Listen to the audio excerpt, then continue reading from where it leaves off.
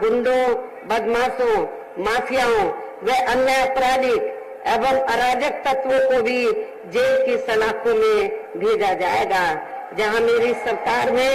इनकी जेल के बाहर नहीं बल्कि जेल के अंदर ही सही जगह होती है। इतना ही नहीं बल्कि वर्तमान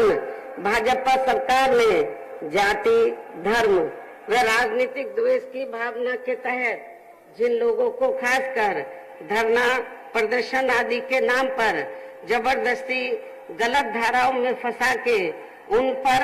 अनेकों केस चलाए हुए हैं, तो उन मामलों की भी सही से जांच करा के उनके केस भी खत्म कर दिए जाएंगे। इसके साथ साथ प्रदेश में खासकर शिक्षा के क्षेत्र में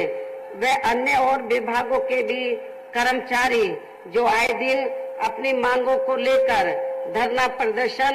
एवं हड़ताल आदि करते रहते हैं, तो उन सभी मामलों को निपटाने के लिए एक आयोग का गठन किया जाएगा और उनकी सही मांगों को मान लिया जाएगा, जिसमें कर्मचारियों की पुरानी पेंशन योजना को भी लागू करने का मामला शामिल है, इसे भी लागू किया जाएगा। इसके अलावा सर्वजन हिताय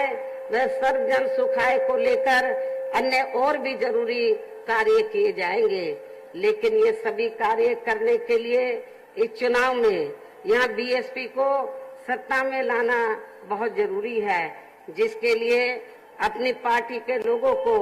वोट पड़ने तक यहाँ सभी विरोधी पार्टियों के साम, दाम, दंड भेद आदि हथकंडों से भी जरूर सावधान रहना है। और इस मामले में विरोधी पार्टियां चुनाव होने से कुछ समय पहले व चुनाव के दौरान भी अपने अपने पक्ष में हवा बनाने के लिए खासकर मीडिया व ओपिनियन पोल एवं सर्वे आदि का जो बड़े पैमाने पर गलत इस्तेमाल करती है, तो उससे आप लोगों को कतई भी गुमराह नहीं होना है। जैसे सन 2007 के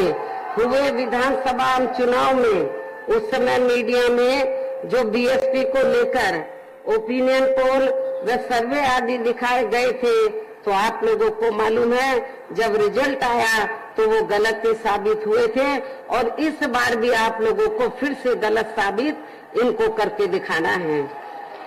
इसके साथ ही पूर्व की तरह इस चुनाव में भी विरोधी पार्टियों ने विभिन्न रूपों में जो अपने